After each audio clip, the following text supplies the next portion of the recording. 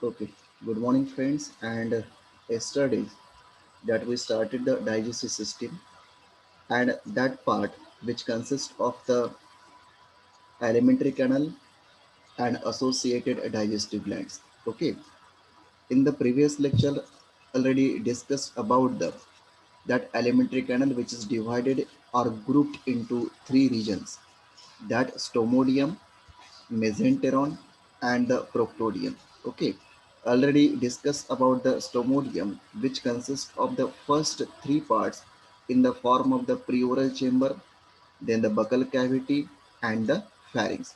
After that, moves toward the another region in this today's lecture, that mesenteron, then the proctodium, and associated digestive glands, that basically we say that salivary glands. Okay, now moves toward the that first of all the mesenteron. In case of the mesenteron, that is the middle region of the alimentary canal, and which consists of some of the parts in the form of the esophagus. After that, the crop, then the stomach, and next part, that is the intestine. And these all are the parts which are the alimentary canal parts. Now moves to the first is of the mesenteron part, that name is the esophagus. In case of the esophagus, it is a short narrow tube, एक प्रकारे short एक narrow tube आहे, through which the pharynx leads into the crop. एक छोटीशी tube आहे. आणि इथे आपल्याला या डायग्राम मध्ये आपल्याला काय दिसतंय, this is the pharynx and next part, that is a esophagus here. That esophagus, a small narrow tube at the anteriorly, वरच्या बाजूला जर बघितलंय तर pharynx तिथे त्या esophagus मध्ये ओपन होते. That lumen of the esophagus is very narrow and its epithelial lining is highly folded. आता lumen म्हणजे काय, तर simple small space which is present. Okay, here suppose that pharyngeal region is present. Okay, this is the pharyngeal region. At the above opening, which is associated to the buccal cavity, and lower opening, which related to the short tube in the form of the esophagus. Okay, ही जी space जी दिसते, याला आपण नाव देतोय, that space basically known as the that lumen. ठीक आहे, and that epithelial lining which is highly folded, एक प्रकारे फोल्डिंग्स त्या esophagus मध्ये internal lining मध्ये आपल्याला दिसते. After that, the next one, that is the crop. That esophagus then opens into the largest region of the alimentary canal. That name is the crop. The crop is the largest region and it is a thin walled extensive tube. एक प्रकारे मोठी tube दिसते, इथे आपल्याला लक्षात येते these are the crop chambers. ठीक आहे, starting from this one here. ठीक आहे, इथपासून सुरुवात होते तर अगदी ह्या शेवटच्या चेंबर पर्यंत लक्षात येते. that is the second point we see that. Okay, now that crop is a thin walled extensive tube which extends from ninth to 18th segment. Points लक्षात ठेवायचे which may be asked in the MCQs. क्रॉपचं portion जो आहे overall the body region मध्ये किंवा segmentation मध्ये, starting from the 9th segment, this is the 9th segment up to the 18th segment, इथपर्यंत continuous त्याचे चेंबर्स आपल्याला दिसतात क्रॉपच्या रूपामध्ये. Next point is that it is divided into narrow constrictions into a series of 10 thin walled chambers. Total chambers जर मोजले आपण from starting from the 9th up to the 18th segment that क्रॉपचे, तर इथून सुरुवात जर केली, this is the first one, second, third, fourth, fifth, six, seven, eight, nine, आणि हा जो लांब जो दिसतोय मोठा, this is the last chamber, that number is the 10th here. Okay, and hence that crop, no doubt, which has the separation of the chambers, and that separations by a narrow constrictions, and due to which total 10 number of the that chambers are to be observed in that crop region. Okay, now each chamber which consists of a small anterior and a broad posterior part. which is produced into a pair of lateral outgrowth that name is the ceca or the diverticulum. Suppose this is the one chamber. Okay, this is the one chamber. This is the one chamber supposed to be, and this is the narrow constriction. आता इथे वरचा जो part जो आहे त्याला आपण नाव देतोय that each chamber which is divided into the two regions, anterior आणि पोस्टेरियर. अँटेरियर चेंबर जो म्हणतोय किंवा anterior part of that crop or the chamber हा झाला अँटेरियर. ठीक आहे, दिसायला छोटा दिसतोय that is a small anterior and elongated large posterior chamber. This is the narrow constriction. This one also the narrow constriction, and due to which the chambers which are separated one to another. That extended part of that chamber or each chamber ह्यालाच नाव देतो आपण सिका असं आपण म्हणतोय or the diverticula. Okay, it means that each chamber which has the paired cica or the diverticula. Okay, after that the chamber and the cica go on gradually increasing in size toward the posterior side. आता वरपासून that is a first हा जो आहे पहिला chamber, this is the second third. या डायग्रामकडे जर आपण focus केलं, थोडंसं आपण मॅग्निफाय करतो याला, या डायग्रामकडे जर आपण फोकस केलं तर बघायचे प्रत्येक चेंबर जेव्हा वरून सुरुवात जे होते खालपर्यंत starting from the first up to the 10th segment 10th chamber, here slightly increasing is of the diverticula. हे जे दिसतात तुम्हाला डायव्हर्टिकुला दिसतात. Okay, and that diverticula which are very important, these are the डायव्हर्टिकुला.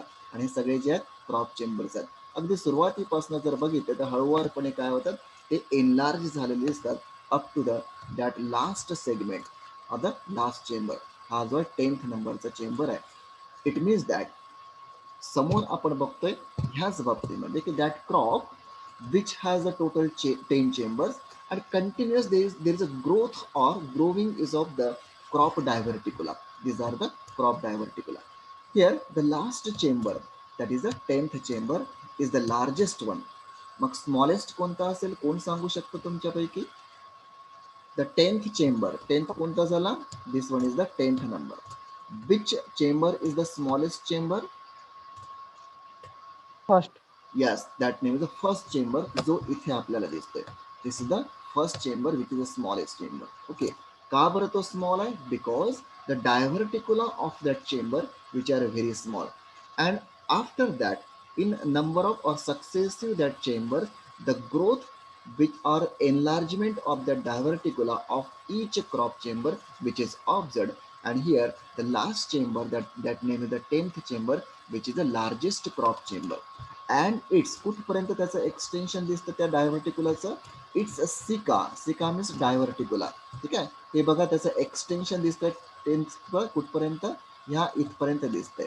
ठीक आहे ना, आणि कोणाला एनकव्हर करते किंवा सराउंड करतोय तर दॅट इंटेस्टाईन या रिजनला तो एक प्रकारे सराउंड करतोय किंवा एक्सटेंड करतोय up to that 22nd segment. ठीक आहे, next point. The crop and its cica are greatly extensible and used for storing the blood. आता हे सगळे crop chambers, crop region extended आहे, सगळ्यात मोठा रिजन आहे, आणि इथे ही क्रॉप पॉकेट्स एक प्रकारे तयार झाले किंवा क्रॉप चेंबर्स तयार झाले. Total 10 chambers. मग यांचा उपयोग काय? एक प्रकारे सॅक आहेत, बॅग आहेत त्या, and which has the ability to store the collected blood from the victim skin. Victim स्किनच्या ब्लड तिथनं ब्लड जे कलेक्ट केले इथे स्टोअर केलं जाते. That completely filled crops with blood last for several months and digested slowly. आता सुरुवात जी होईल आहे, जो आता ती लीच समजा एखाद्या विक्टीमच्या स्किनला चिकटली असेल आणि ब्लड सक करत असेल, सगळ्यात पहिला चेंबर कुठला भरेल आहे सांगू शकता या 10 पैकी? Which chamber, crop chamber which is filled by the blood? Yes, total 10 chambers पैकी सगळ्यात पहिला चेंबर जो कम्प्लिटली फिल्ड होईल, भरेल, कुठला चेंबर भरेल जेव्हा ब्लड सक केल्यानंतर? स्टेप बाय स्टेप लक्षात येत आहे? ब्लड कुठनं येईल आहे? ब्लड सक केल्यानंतर इथून येईल आहे ब्लड. ओके, कुठून जाईल आहे? प्रिओरल कॅव्हिटी, त्याच्यानंतर buccal cavity, preoral chamber, buccal cavity, त्याच्यानंतर फॅरिंग्स, इसोफॅगस आणि क्रॉप पॉकेट्स. सगळ्यात पहिले हळूहळू ब्लड कुठे जाईल आहे? स्टेप बाय स्टेप खाली जाईल आहे. ठीक आहे. आणि कुठे थांबेल आहे? तर शेवटचा जो क्रॉप चेंबर जो आहे that name is the 10th, इथे तो पूर्णपणे भरून जाईल आहे. ठीक आहे. दॅट इज द 10th चेंबरला सगळ्यात पहिले that blood completely filled here. काही लक्षात. त्यानंतर आता इथे शेवटचा मुद्दा जास्त महत्वाचा आहे. That completely filled crops with blood last for several months and digested slowly. इथे डायजेशन प्रोसेस खूप स्लोली होते, कारण की अतिशय कमी प्रमाणामध्ये किंवा नाहीच्या बरोबर एन्झाईम्स असतात, डायजेस्टिव्ह एन्झाईम्स. त्याच्यामुळे स्टेप बाय स्टेप एक एक क्रॉपमधलं ब्लड संपत जातं आणि ती प्रोसेस फार वेळ घेते. पण एकदा ब्लड समजा ब्लड सक केलंय आणि 10ही चेंबर्स पूर्णपणे भरले, तर जवळपास कमीत कमी 7 ते 8 महिन्यानंतर ते सगळे क्रॉप चेंबर्स रिकामे होतात आणि तिला भूक लागते आणि परत ते नवीन विक्टीमच्या शोधात लागते. कोणती? लीच. याचाच अर्थ आहे की कमीत कमी 7 ते 1 वर्ष ती जिवंत राहू शकते विदाऊट फूड. हे लक्षात ठेवायचं. Okay. After the crop, the next part of the mesenteron that name is the stomach. That stomach, it is a small heart-shaped structure lying in the 19th segment. 18 segment पर्यंत आलो होतो. त्या 18व्या segment पर्यंत काय होतंय? क्रॉप चेंबर्स होते. That is a 10th crop number. Now the 19th chamber किंवा 19th segment इथे काय आहे? तर दॅट स्टमक म्हटलंय. ठीक आहे. आता बघू. It is a heart shape structure lying in the 19th segment. Next point, the opening of the crop into the stomach is narrow, having sphincter muscles which regulate the blood flow or the food, what we say that here. आता हा 10th chamber होता इथे, आणि 10th chamber इथे जे आहे एक प्रकारे छोटं कन्स्ट्रिक्शन या पद्धतीने तुम्हाला दिसेल. कन्स्ट्रिक्शन म्हणजे छोटंसं गॅप असं म्हणायला हरकत नाही. त्याला मॅग्निफाय करण्याचा आपण प्रयत्न करतो. Look at that. This is a small constriction where due to which that 10th crop chamber which opens into the stomach. आणि ते कन्स्ट्रिक्शन जे आहे तिथे कुठल्या मसल्स प्रेझेंट आहेत? That muscles basically non as the sphincter muscles. आणि त्याच्यामुळे एक प्रकारे फोर्सफुली ब्लड फ्लो न येता स्टमककडे स्टेप बाय स्टेप हळुवारपणे ते स्टमकमध्ये ब्लड येतं आणि डायजेशन प्रोसेसला सुरुवात होते. After that the stomach has both secretory and absorptive epithelial cells. आता स्टमक आपल्याला माहिती आहे एक प्रकारे डायजेशनचं काम करते, त्यासोबत थोड्याफार प्रमाणामध्ये काय असेल? ॲब्सॉर्प्शनचं काम करतं, हे आपल्याला माहिती आहे. इंटेस्टाईन तर पूर्णपणे ॲब्सॉर्प्टिव्ह लेयर असते त्यांच्यामध्ये. That stomach in case of that leech which has the both secretory and the absorptive epithelial cells, and its inner lining is produced into numerous transverse folds which anastomose with one another. Transverse folds या पद्धतीने जर आपण विचार केला, that number of the folds are present in the inner lining of the that stomach. Okay. कशासाठी inner linings ह्या folded का बरं आहेत? तर हे जाणून घेणं महत्वाचं आहे की हा सरफेस जो आहे इनर लाइनिंगचा जो आहे हा ॲब्सॉर्प्शनसाठी जास्त महत्वाचा आहे. आणि ॲब्सॉर्प्शन जेवढं जास्त प्रमाणामध्ये होईल आहे तर तेवढंच काय होईल? वेगवेगळ्या बॉडी पार्ट्सकडे त्यांना food material, digested food material पोचवता येईल. हे लक्षात. हे झालं mesenteron. After that most toward the intestine. इथे स्टमक आणि इंटेस्टाईन मध्ये इथे डिव्हिजन दिसत नाही आहे. इंटरनल ओपनिंग आपल्याला दिसेल. बघूया आपण नेमकं काय असेल. The stomach which leads in to the intestine which is not clearly differentiated externally from the stomach.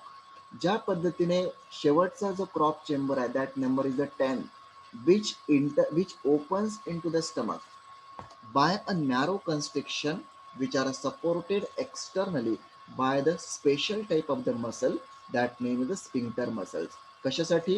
To maintain the flow of that blood toward the stomach. पण इथे स्टमक कडून जेव्हा इंटेस्टाईन मध्ये ओपनिंग होते तर बाहेरनं आपल्याला दिसत नाही. A small narrow opening is present but not clearly differentiated. आणि बरेचदा स्टमक आणि इंटेस्टाईन हा एकच चेंबर आहे असं लक्षात येत आहे. Next point is that the intestine is thin walled, straight and narrow tube extending from 20th to 22nd segment. हे सुद्धा लक्षात ठेवायचं, इंटेस्टाईनची पोझिशन कुठे आहे नेमकी. तर 20th segment up to the 22nd segment. That is a three segments which consist of the intestine positions. Okay, its inner lining is thrown into numerous spiral folds. Spiral means या पद्धतीने foldings which are observed here. ज्या पद्धतीने आपण stomachs मध्ये म्हटलं की that transverse folds are present, here spiral folds which are observed which increase the absorptive surface. Stomach मध्ये काय होतं, तर तिथे सिक्रेटरी पोर्शन होतं आणि ॲब्सॉर्प्टिव्ह पोर्शन होतं.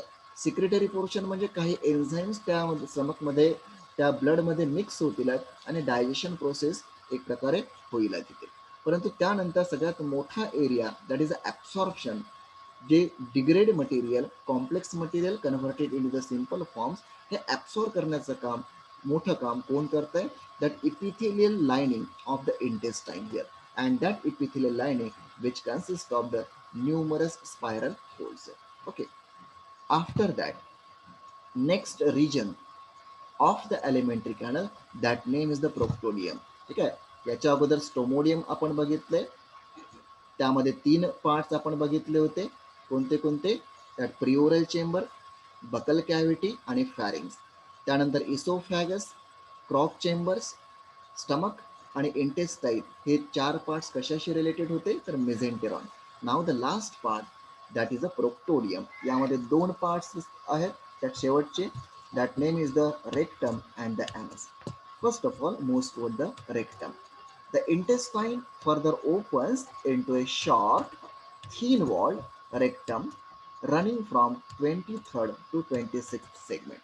ओके, 23 ते 26 सेगमेंट पर्यंत शेवटचे जे असतील ते 23rd to 26th segment. That four segments of the body were located the rectum. The next one, that rectum which further opens into the anus, located in the 26th segment above the posterior sucker. ही सुद्धा position MCQ मध्ये विचारू शकता. ठीक आहे, रेक्टमची position कुठल्या सेगमेंटला आहे, body सेगमेंटच्या. ॲनसची ॲनसची position कुठे आहे, that located at the 22nd segment, जे या डायग्राम मध्ये तुम्हाला दिसतंय. थोडंसं याला मॅग्निफाय करतो. Okay, look it that here. Here the anus which is present. Okay, after that, the next part is the digestive gland. आतापर्यंत आपण पहिला पार्ट बघितला alimentary कॅनलचा, and in that alimentary canal which is divided into the three regions जे आपण बघितले, stomodeum, मेसेंटेरॉन आणि proctodeum. Now moves toward the digestive glands. Here that digestive glands which includes the salivary glands and some other isolated gland cells found in the mucous membrane of the gut wall. ठीक आहे, दोन प्रकारच्या glands आपल्याला दिसतात. खास करून महत्वाची जी आहे ती आहे सलायव्हरी ग्लँड. याच्या अगोदर आपण एक्सप्लेन केलेलं आहे. ओके, नाव that salivary gland, first of all these are unicellular. हे सुद्धा आपण एक्सप्लेन केलेलं आहे. सिंगल सेल असतात, पायरीफॉर्म, समवॉट लोब्युलेटेड असं आपण म्हणतोय. Glandular mass of the cells situated around and behind the pharynx. पहिल्या डायग्राम मध्ये कालच आपण एक्सप्लेन केलं होतं की this is the pharyngeal region. हा जो दिसतोय हा पूर्णपणे फॅरिंजियल रिजन आहे, इथपासनं तर इथपर्यंत. Okay, and at the surrounding to that of the pharynx a unicellular numerous glands are present, and that glands basically known as the that salivary glands. Each glandular cells has elongated fine ductule which finally enters the jaws to open in raised salivary papillae. कालच आपण बघितले की प्रत्येक जॉ median एक आणि to lateral प्रत्येक ज्याच्या दोन्ही सरफेसला काय दिसतील, सलायव्हरी पॅपिली दिसतील. That salivary papillae which also known as the opening of that salivary gland. आणि ते कुठल्या कुठल्या ग्लँड्स आहेत, युनिसेल्युलर ग्लँड्स आहेत. आणि हे सेकंड डायग्राम मध्ये आपल्याला युनिसेल्युलर ग्लँड दिसतात. आणि प्रत्येक ग्लँड्स मध्ये एक प्रकारे काय दिसतंय, तर डक्ट दिसतंय वरच्या बाजूला, सलायव्हरी डक्ट, आणि प्रत्येक ठिकाणी दिसतंय. आणि लोअर पोर्शन जो आहे which is the largest portion, which has the ability to secrete the saliva and stored at certain extent into the lumen or the space जी आहे ती. Okay, next point. The secretion of these glands contains an anticoagulant substance. त्याचं नाव तुम्हाला माहिती आहे, that is a hirudium. It may be asked in the MCQ. Unicellular लक्षात ठेवायचं, pyriform लक्षात ठेवायचं सलायव्हरी ग्लँडच्या बाबतीमध्ये, त्यानंतर सलायव्हरी पॅपिली लक्षात ठेवायचं आणि hirudin that secretion secreted by that glands here. Next point. Hirudin prevents coagulation of the blood so that the leech can suck blood effectively and for longer duration to fill up its crop and the cica. During feeding, that hirudin, that component which is very important, which is secreted by the salivary glands. ज्यावेळेस feeding होत असते, आपण पहिलेच म्हटलं की as a अँटीकोॲग्युलंट substance आहे तो, त्यामुळे जेव्हा ब्लड सक करायचं असेल सगळ्यात पहिले हिरुडिन हा कंपोनंट जो आहे सलायवामधनं जॉपर्यंत येऊन त्या ब्लडमध्ये मिक्स होतोय आणि ब्लडमध्ये मिक्स झाल्यामुळे काय होतंय, एक प्रकारे तिथे कोॲग्युलेशन होत नाही, ब्लड क्लॉटिंग होत नाही, गुठळ्या बनत नाही आणि इझिली आणि effectively that blood suck by the that leech and for longer duration to fill up its crop and the caeca. पूर्णपणे क्रॉप चेंबर्स आहेत आणि त्याचे लॅटरल पेअर्ड जे दिसतात आपल्याला डायव्हर्टिक्युलर सिका, हे सगळेपणे व्यवस्थित फील झाल्यानंतर आणि इथे जवळपास महिनोमहिने कित्येक महिने ती जिवंत राहते विदाऊट फूड. म्हणजे याचाच अर्थ आहे की प्रत्येक क्रॉप चेंबरमध्ये ब्लड असेल आणि ते ब्लड कोॲग्युलेट होऊ नये, क्लॉटिंग होऊ नये, त्यासाठी सुद्धा हिरुडिन जास्त महत्त्वाचं आहे, जे ब्लडमध्ये ऑलरेडी मिक्स झालेलं असेल.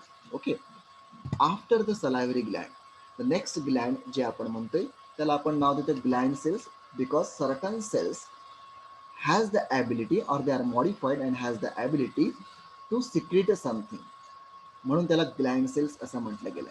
these are in the form of the goblet cells. आता गोबलेट सेल्स यालाच दुसरं नाव आहे म्युकस सेल्स. का बरं म्युकस सेल म्हणतात? Because it contains a protein that name is a mucin आणि ते म्युसिन त्यामध्ये असतंय, एक प्रकारे सिक्रेशनमध्ये असतं आणि चिकटपणा असतोय. जसं आपल्या नोजमध्ये आतमध्ये जे म्युकस असते, same content also present in that cells also, which found scattered through the lining of the crop. क्रॉपची इंटरनल लाइनिंग जी आहे, ठीक आहे, त्याच्यामध्ये ती एक त्यामध्ये त्या लाइनिंगमध्ये ह्या ग्लँड सेल्स असतात, गोबलेट सेल्स असतात किंवा म्युकस सेल्स असतात. And they secret the mucus in the crop. एक प्रकारे step by step blood flow व्हायला पाहिजे, त्यामध्ये बराच काळ ते ब्लड तिथे राहायला पाहिजे, मेंटेन राहायला पाहिजे, यासाठी हे म्युकस जे आहे हे सिक्रेट केलं जातं बाय द गोबलेट सेल्स और the mucus cells by the lining of the crop layer. Okay, after that moves toward the next part, that name is the food feeding आणि digestion. पण हा भाग आपण उद्या बघणार आहोत. ठीक आहे, आज जे आपण बघितलंय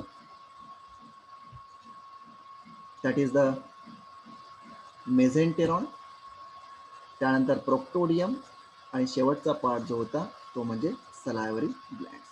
ओके.